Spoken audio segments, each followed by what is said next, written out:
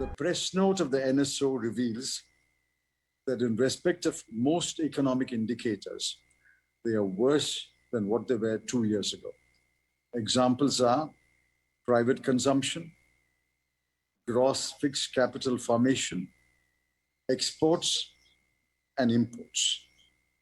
The current state of the economy is no doubt largely due to the impact of the pandemic, but it has been compounded by the ineptitude and incompetent economic management of the BJP-led NDA government.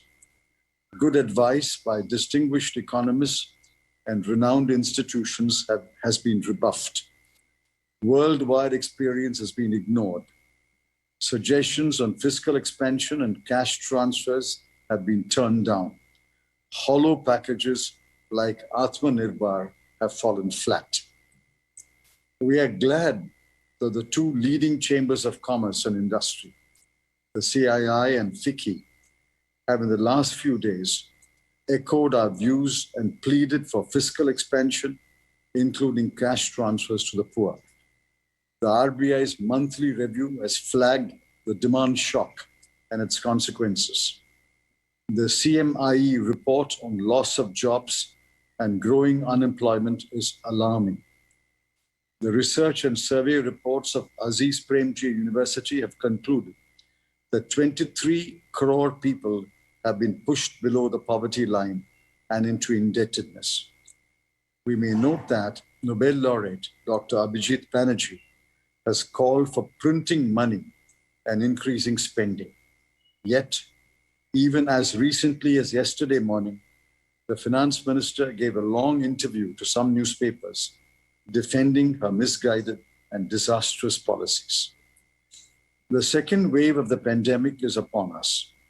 So far, it seems to be following the same pattern as the first wave, except that it has wrought more damage in terms of numbers of infections and deaths.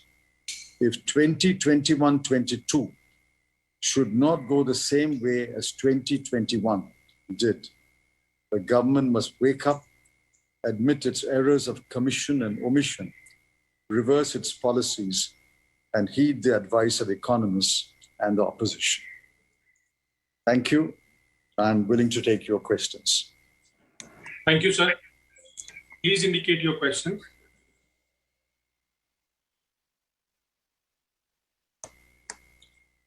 Sir पूछूं जैनेंद्र जी पूछें जी Chidambaram sir, मेरा सवाल है कि जैसा आपने अपने statement में भी कहा कि कुछ अर्थशास्त्रियों ने सरकार को नोट प्रिंट करने का सुझाव दिया है, आपकी क्या राय है? क्या आप भी इस सुझाव के फेवर में हैं कि मौजूदा परिस्थिति में सरकार को प्रिंट करना चाहिए currency? Yes, if necessary, the government must print money. We have the space and the sovereign right to print money. And if at any point the government feels that too much money has been printed, it can always stop printing money. But at the moment, I think printing money is clearly advised. And I'm very happy that someone so distinguished as Dr. Abhijit Banerjee has supported the idea. There are many other economists who have recommended that government must print money to support its expenditure. Thank you, sir. I'll move to the next one. Supriya Bhagwat from TV9. Good afternoon, sir. The question is in connection with the job. There are reports that are suggesting that approximately 1 crore jobs have been lost ever since the pandemic started since last year. And at the same time, also, what's your take on the situation of income being reduced in various sectors and what you have just mentioned, 23 crore people being pushed below poverty line?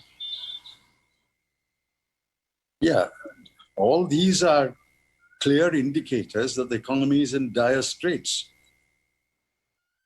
The CMIE is the only reliable periodic report that we get on employment and unemployment. They have highlighted, and Mr. Mahesh Vyas has come on several shows to say, two things are absolutely true. One, the labor force participation rate is declining and unemployment is growing. I've given out the figures in my column last Sunday. Unemployment has now crossed 11%. And this is a fact. Azim Premji University research shows that 23 crore people may have been pushed below the poverty line. Now, this almost completely wipes out the 27 crore people who were lifted out of poverty in the 10-year period 2004-5 to 14-15, as reported by the World Bank. So what do we have today? We have a labor force participation which is declining, unemployment which is growing, both urban and rural, and more people falling below the poverty line and borrowing money. Now, all this points to deep misery among the poor people. Yes, the very rich have become very rich. The upper middle class is comfortable behind its gated communities, but the middle class, what we call the lower middle class, and the poor have been greatly affected, and this government is no concern. What did the Prime Minister say in his Mann Ki Baat? He said, we are giving free rations of 5 kilograms to each person. Now, what does that amount to? It amounts to 32 rupees per capita per month. Does the situation require a relief of only 32 rupees per person? That is why we say cash transfers must be done. And I find more and more writers, more and more economists are supporting cash transfers. There are ways in which cash can be transferred. But this government is completely insensitive, completely impervious to what the lower middle class and the poor are going through. They seem to be quite happy because the stock market is booming and the existing billionaires have added more billions to their wealth. Thank you, sir. I'll move to the next one. Jigish from Hindu Business Line. Good morning, sir. So what will be the impact on this deficit on the healthcare? I mean, announcement made in budget and later on the healthcare sector, like vaccination and other programs. What do you think will be the impact of this? You see, this is not the time to worry about the fiscal deficit. For 21-22, they have projected a fiscal deficit of about 5.5. What if it becomes 6.5? So what? According to me, it won't make any difference at all. It should not make any difference. It should not stop us. What we need is we can't lose another year like we lost the whole of last year. And I'm afraid the way this government is reacting, it's going to lose another year. Fortunately, we are only in the beginning of June, the first day of June. We still have 10 months. This is the time to act. This is the time to act boldly and decisively. Borrow and spend. If necessary, print money and spend. Spend on healthcare. Spend on infrastructure. But spend. And as part of spending, spend on welfare measures also, which today means cash transfers plus distribution of rations without a price. Okay, sir. Siddharth from ANI. नमस्कार sir. नमस्कार। ये है कि जो आप सुझाव दे रहे हैं, अगर सरकार उनको मानती है, पहली बात तो अगर मान लेती है तो कब तक, अगर वो मानती भी है तो कब तक इकोनॉमी स्ट्रीमलाइन हो पाएगी? और दूसरा, झारखंड के चीफ मिनिस्टर ने प्राइम मिनिस्टर को ये लेटर लिखा है कि वैक्सीनेशन प्रोग्राम नहीं कर पाएंगे वो अंडर 45 एज के लोगों का, क्योंकि फाइनेंशियल क्रंच स्टेट झेल रही हैं, क्योंकि जीएसटी का पैसा उन लोगों को पहले नहीं मिल रहा था, फाइनेंशियल क्रंच झेल रही हैं। तो इस ओवरऑल सिचुएशन का इम्पैक्ट वैक्सीनेशन पे भी पड़ेगा क्या?